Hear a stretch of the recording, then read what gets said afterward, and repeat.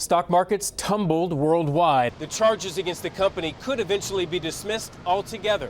Good morning, Anne-Marie. Finding the tail is incredibly important because this is where the black boxes are located. The system moves here to New York and other parts of the Northeast. Macy's, Walmart, and Target also opened this year on Thanksgiving Day. Bellevue is a designated Ebola treatment center in New York City. Las Vegas glitz and glamour to the Jersey Shore, but it never turned a profit. Wall Street rebounded today after a two-day sell-off. The Dow finished up 293 points. The Nasdaq gained nearly 114 points. Investors are keeping a close eye on the Federal Reserve. Later this month, members of the central bank will meet to consider raising interest rates. The Fed says its data shows a mixed economic picture. While housing and auto sales are strong, the slowdown in China is hurting manufacturing.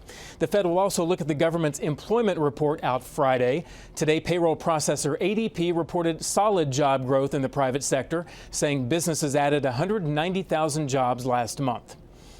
Hulu is now offering a commercial-free version of its streaming service. The subscription will cost you $12, $4 more than its traditional service. Hulu is working to stay competitive with its rivals Netflix and Amazon. And Amazon is expanding its Dash Button service to all of its Prime members. The Amazon Gadget allows you to reorder products as you run out with the push of a button. The program now includes 500 products.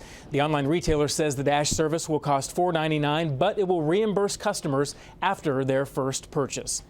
And that's your Money Watch report. For more, log on to cbsmoneywatch.com. In New York, I'm Brian Webb. Crews have been here working through the night, trying to make sure everyone is accounted for and trying to figure out what went wrong. Notify Amtrak to shut down the entire Northeast corridor. Rescue teams searched through pieces of twisted metal and debris overnight, looking for anyone possibly trapped in the wreckage of Amtrak train 188. The train was traveling north from Washington, D.C. to New York City late Tuesday when all 7 of its cars derailed shortly after leaving Philadelphia's 30th Street station. At least 5 people were killed. It is an absolute disastrous mess. Keep crawling, okay? 238 passengers and 5 crew members were on board at the time. Many were able to crawl to safety, including New Jersey resident Jane Helfman and her son. My son went back and got everybody off our one car. He helped them out. More than 100 people were transported to area hospitals to be evaluated or treated for injuries. There were concussions, a lot of muscular, skeletal injuries. NTSB investigators will join emergency crews at the crash site behind me this morning to begin trying to piece together what happened. They'll be interviewing the crew, doing a 72-hour history of those crew members, and of course they'll attempt to interview as many of the passengers as possible. All Amtrak service on the Northeast line between New York and Philadelphia is suspended. These trains have event recorders on board, like a black box on an airplane, one of many things that will be looked at during this investigation. Live in Philadelphia, I'm Brian Webb. Now back to you. All right, Brian, thank you for the live report. 2 women who call themselves the Revel twins wore matching T-shirts in tribute to the latest casino casualty in Atlantic City. We were here from the beginning. We needed to be here at the end. The nearly $2.5 billion Revel Casino will close Tuesday morning after going into bankruptcy twice since opening a little over 2 years ago. Revel's hotel closed Monday. Ronnie Dowling works at the resort but hasn't lost hope. We know that we have to all come together, work out the problems, and get organized and move forward. There are more losers. The Showboat Casino Hotel closed Sunday, and Trump Plaza will close later this month.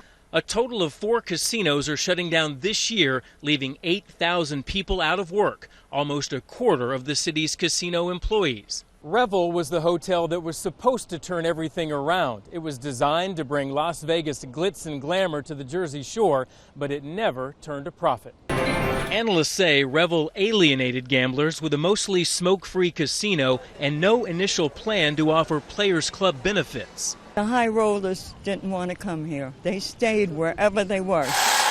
The Revel sign came down Monday. There's no sure bet on what's next for the building or the city. Brian Webb for CBS News, Atlantic City, New Jersey. It's like a needle in a haystack. Folsom Lake is so dry, treasure hunters now trek the land where fish used to tread water. Just picked this thing out and decided to knock around and have a little fun.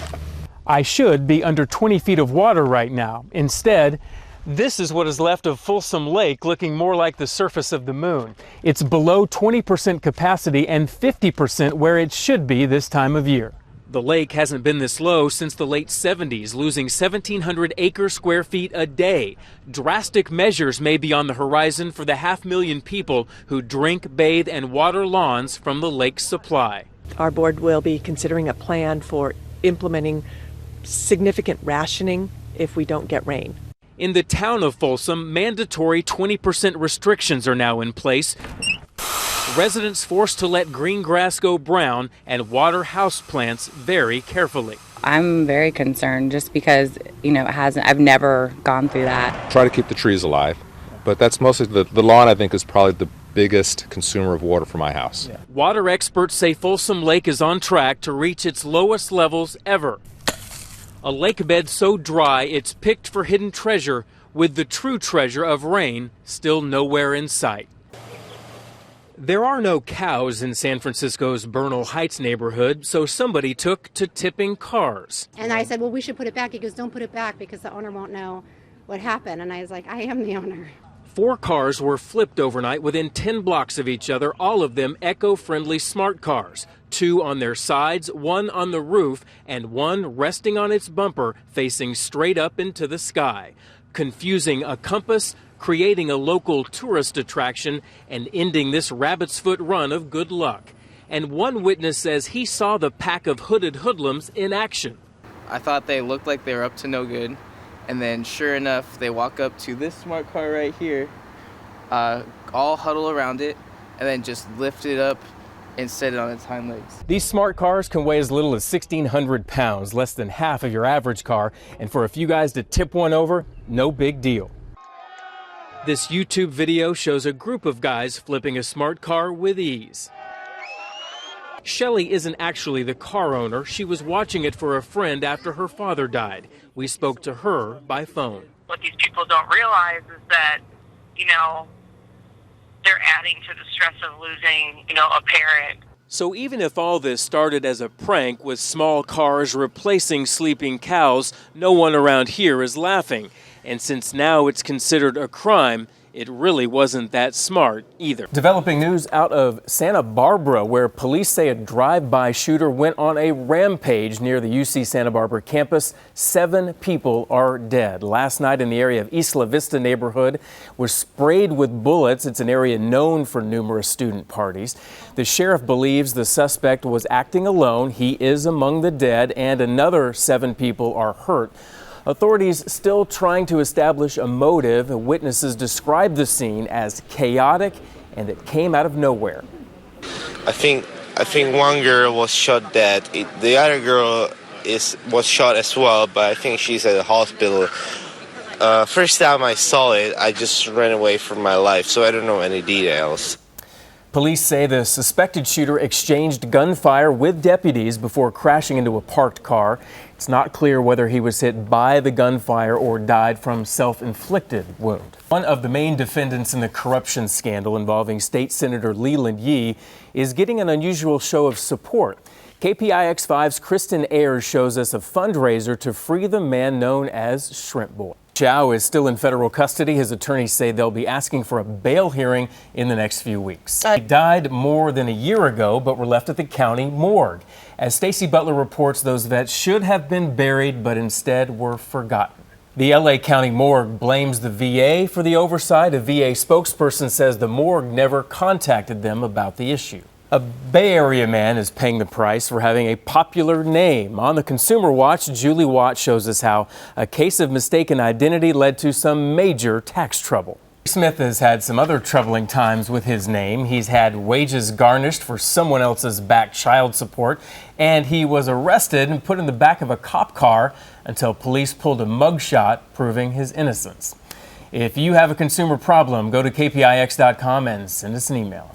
An ex-Oakland cop is under investigation. He's been collecting thousands of dollars in disability. At the same time, he's been performing dangerous and physically demanding work for the FBI. NBA Commissioner Adam Silver says he has the support of the required 3/4 team owners to force Sterling to sell.